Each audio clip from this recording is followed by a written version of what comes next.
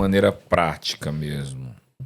Shofar, kippá, bandeira de Israel, talit, Arca da Aliança, menorá e todas essas coisas na igreja. O que realmente está por trás disso? Qual é o entendimento que essas igrejas têm para tomarem posse desse símbolo? É algo como se fosse, vamos dizer, nem um sincretismo religioso talvez, mas algo místico, cara, isso daqui tem algum poder? Nas suas pesquisas, o que você entendeu na maioria sobre isso, Henk? Então, cara, é um universo muito amplo, sabe? Foi muito difícil pesquisar esse fenômeno, assim, porque você tem diferentes formas de manifestação. E eu, quando vou pesquisar esse assunto, eu tenho que me colocar na posição do pesquisador isento, o mais neutro possível. Sim. Obviamente, eu sou um batista histórico. Se aparecer um camarada com um chofar na minha igreja, eu vou falar com o pastor. Pastor, não é lugar para isso. O chofar. Não tenho, não compactuo a ideia, não vou gostar. Mas eu tenho que entender o que está acontecendo lá.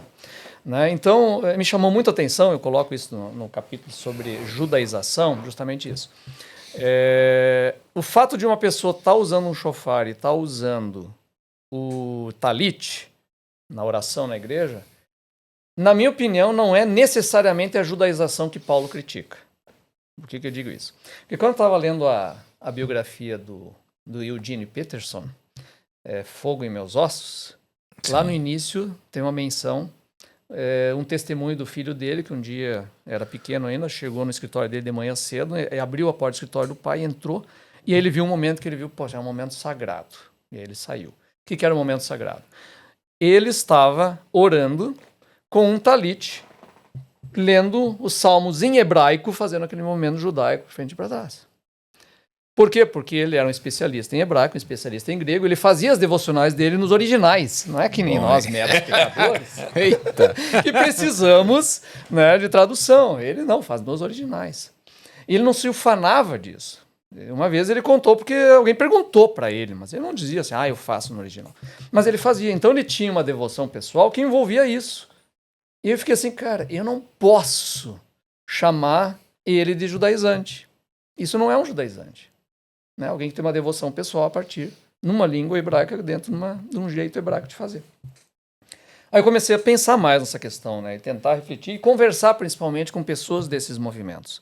Então, conversei com pessoas do movimento restauracionista e tal, para entender o que acontece lá. E em outros casos, você vê pesquisas que outros fizeram, que você vai ver relações diferentes com a mesma coisa que é o símbolo. Tem o pessoal que vai usar esses símbolos como uma espécie de poder mágico, claro. Tem. Nós estamos no Brasil. Sim. Onde tem uma influência muito grande do animismo, dessa ideia religiosa, de o poder nos objetos, né? Poder até nas palavras, poder em tudo. Então a mágica está presente em vários casos, mas não é em todos os casos. Temos no meio evangélico brasileiro especificamente um vazio simbólico muito grande. Esse vazio simbólico se deu do quê? Da Reforma Protestante, que já rejeitou toda uma tradição imagética, né, que estava realmente exagerada e tal, mas eu acho que em alguns casos se jogou fora o nenê junto com a água suja. Né, então a gente nem vitral tem na igreja. Sim. Né, a gente é uma igreja pelada. E essa tradição que veio do norte-americana, que veio já marcada por um puritanismo extremamente iconoclasta, também um anabatismo muito forte, vem para o Brasil, né, pelas missões, ele encontra no Brasil que tipo de catolicismo? O catolicismo barroco, né?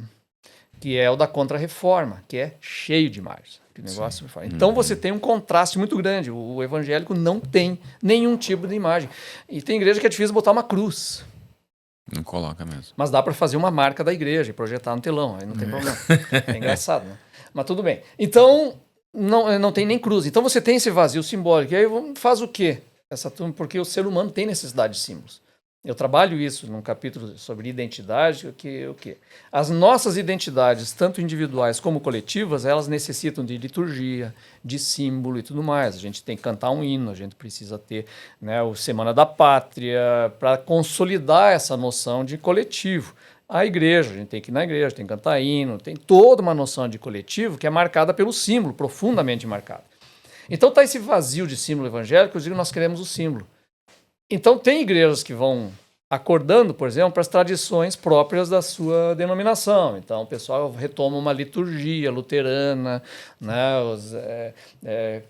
sei lá, as igrejas reformadas vão fazer lá a quaresma e tal. Então, existe essa busca. Mas essas outras linhas de igrejas que não têm esse vínculo histórico e não buscam ele, elas vão buscar onde? Vamos na fonte primária, vamos na Bíblia, né? E o que tem na Bíblia? Menorá, você tem as festas judaicas, né, ordenadas lá no Antigo Testamento, né, você tem esse manto de oração, que ainda não é o talit, que vai se desenvolver ao longo dos séculos, mas está lá alguma coisa que é um predecessor do que virá o talit e tal. Então tem esses elementos simbólicos que essas igrejas vão buscar, o shofar lá, né, na lei, e elas vão buscar isso. E onde é que elas estão vendo acontecer esses símbolos que tinham origem lá na Bíblia? No mundo judaico. Aí acontece o que eu chamo desse trânsito simbólico, né, entre essas tradições. Quer dizer, como o cristianismo nasceu desse judaísmo no primeiro século, e tem uma série de símbolos e práticas lá, essas igrejas vão buscar esses símbolos que supostamente seriam lá do primeiro século. Só que ela está olhando um fenômeno que é do judaísmo contemporâneo. Só que esse judaísmo também caminhou ao longo de 2000 anos.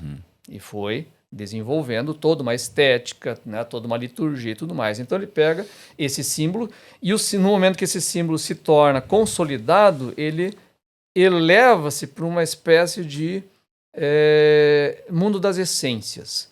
Nesse mundo das essências, ele é atemporal, né? Então esse símbolo do judaísmo é o símbolo do judaísmo de todos os tempos. Então você começa a imaginar, por exemplo, o judaísmo da época de Cristo com a estrela de Davi. Eu ia perguntar A sobre estrela de Davi surge no século XVII, depois de Cristo, lá em Praga, né, na comunidade judaica de lá, que buscam esse símbolo, e dali se expande por todo o mundo judaico, sinagogas e tal. Ele já existe na antiguidade, esse símbolo, eventualmente até no mundo judaico ele aparece às vezes, né, mas de uma forma muito rara e periférica. Ele não é um símbolo no sentido de representar a fé. Ele é apenas um elemento gráfico. E é um elemento que, inclusive, existe no mundo pagão. É um símbolo pagão, relacionado à fertilidade, relacionado a N, né, questões que vêm do universo pagão, que em dado momento, século XVII em diante, se torna judaico. E aí o que acontece? Esse símbolo ele parece que ganha uma atemporalidade.